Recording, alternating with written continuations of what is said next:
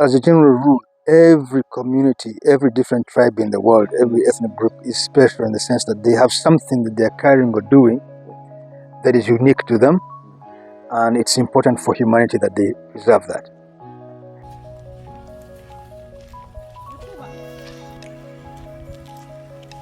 We're the only group in Uganda that does not use drums for music. We don't drum. Sit now like this, and if the music is going, the only thing I can do is yes. Yes, but you cannot sort of just jump around with your legs and do. Hi guys, welcome back to Glazio Adventures. As we agreed, we got an appointment with King, His Majesty, the Busongora King. So we are here today at the palace. Nice to meet you. You're most welcome. Yeah, thank you. Thank you for inviting us today. Thank you for coming. We are so humbled, and everybody is waiting for this day. Your car has the word Ikamiro. Yes, Ikamiro, yes. So what's the difference between Ikamiro Palace and Busongora Kingdom? Oh, no. Ikamiro is the name of the palace. Of the residence? Yes, and there are several palaces, and each palace has its own name. So the palace, the original palace, the main palace of Basongora was at what's now Moya Lodge. You know Moya Lodge, right? Yeah, Moya Lodge. That was the main palace of Basongora. Now it's a hotel. But if you had gone there in those old days, it would be Moya Palace. We had another palace in Chenjojo. Okay. Called Njezi at one point. So there are many. There should be many palaces, and each palace has to have its own name. Oh, okay. But this one is named after a queen of Basongora called Kojere III Ikamiro. She was my great-great-grand aunt, and she was the last queen of Basongora in her own right. Ikamiro itself means a place where you milk. Yeah. It also means when you're milking, you get sometimes froth, milk froth. Okay. Bubbles. Yeah. The bubbles of milk are called Ikamiro also. And then also it could mean the place where you dress kings, where you install kings. Oh. Because the king is a mukama. So it has a diverse meaning. Yeah, it has a diverse meaning. It's a word that has multiple meanings. But the reason we gave it this name specifically was because out of to honor the name of Queen Kojere III Ikamiro. Oh, perfect. Yeah. So do you ever think like that sound?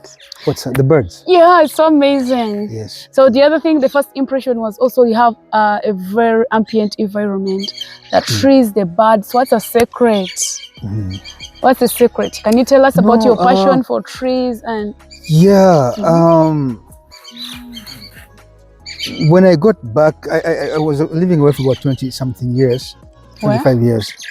Which country? In Kenya and then in Canada. Okay. And so when I got back, there were no trees. This whole place was completely flat and open. And so I began planting trees and protecting them. And the reason is they changed the microclimate, first of all. Yeah, true. It's cool and nice. And you know, I like the ambience because of that. And they attract birds. The birds, they don't fear people. The birds because you don't kill them. Yeah. Actually, none of the animals fear people here. They just come up to you and they'll climb you sometimes. Wow. So I love nature. So I have a passion to do that. And of course, we have refused to sell the land here to try and ensure that we can have a private park in Kasese. Good. Where people can come and relax. We bring our kids here. Yeah. So we're going to have to, because we have all this space all the way up to that side where you came from along this road. Hopefully we'll put a kids playground where people can come and spend the whole day with their children. Yeah. At no cost, maybe. That's and then so cool. yeah, and if possible, we'll have a swimming pool, and we have campsites already here. People come and camp here for days. Is it happening now? Yeah. Well, not right now, but these days. Yes. And of course, there are 3 parks here. You can go either to Rwenzori Mountain or to Queen Elizabeth or to Chibale Primary Reserve, or you can even drive to Semliki. You know, 1.5 hours. Yeah. So or you can go to Maramagambo, which is less than an hour. Yeah, 30 minutes. Is Barara Road? Yes, in Barara Road, after Chambura Gorge. After Chambura. Yeah. Yeah. Sorry, guys. So the passion of the king toward this conservation is so breathtaking. Like, it's so amazing. it's definitely beyond the crown. So if I can also ask the other question, we saw a lot of sheep and cows. Is there any other cultural attachment of the Basongora with cows and sheep? Well, I know we're allowed to keep Special? Yeah, we keep sheep, and usually they go with cows. Oh. So that's okay. So it's just automatic. Usually, yes. If you have cows, it's good to have a couple of sheep. Oh. I mean, the reasons they give for why they have sheep are sort of strange, as in, you know, traditions. They think that if you have sheep, that lightning doesn't strike the cows. Oh, okay. I don't know if that's true or not. I also didn't know that. But what I know is, based on my experience, is that sheep are easier to raise than goats. Okay. They are quiet. They don't run into the gardens. They can look after themselves. Goats are a handful. You have to build structures for them. These ones sleep outside. The sheep don't. They can handle the rain and whatever. They don't get as sick as goats. Oh, that's so. perfect. So it's easier if you don't want noise to have sheep. Okay. Yeah, but like I said, most of the sheep you hear, there's several herds of sheep. One of them is belonging to a women's group.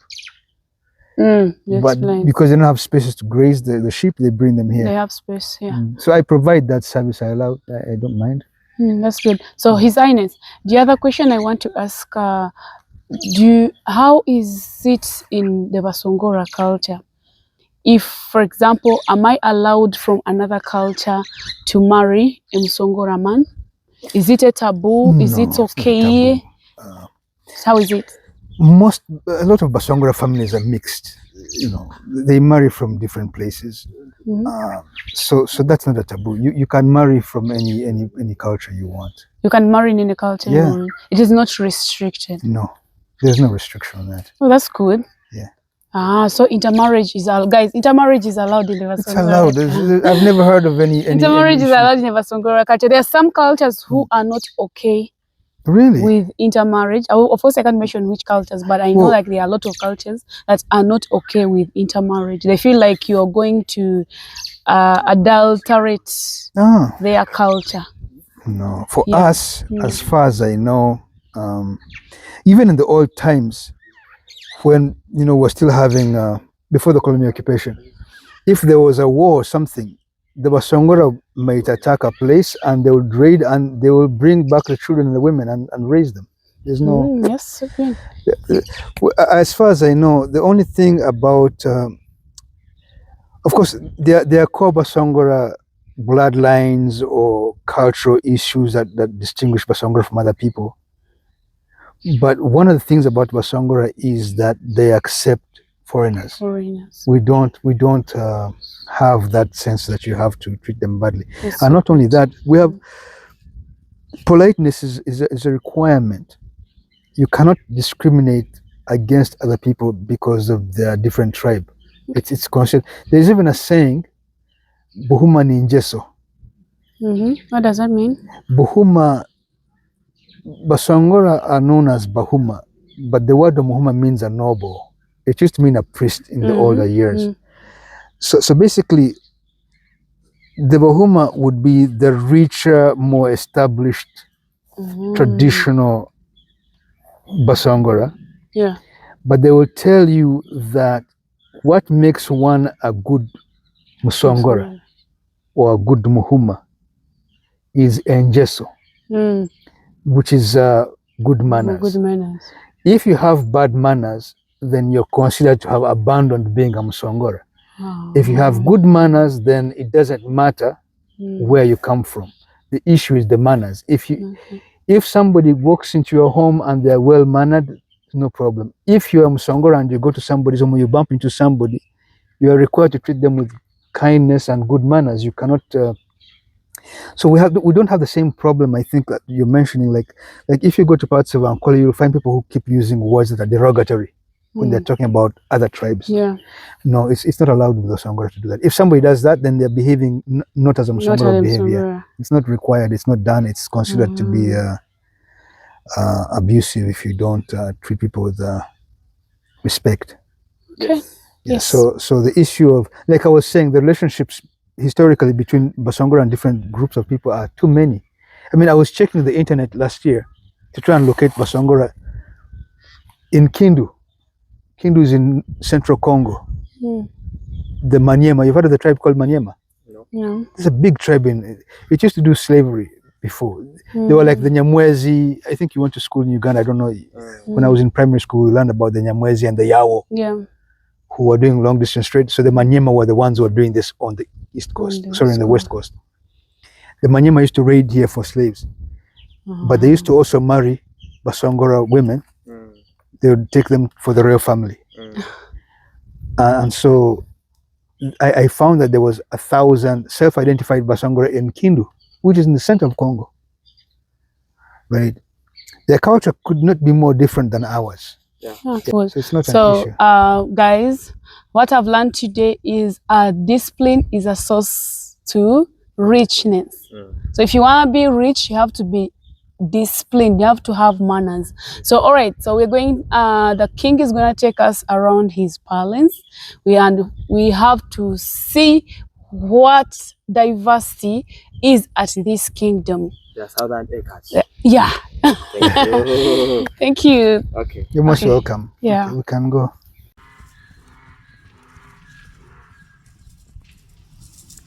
Why did they run away?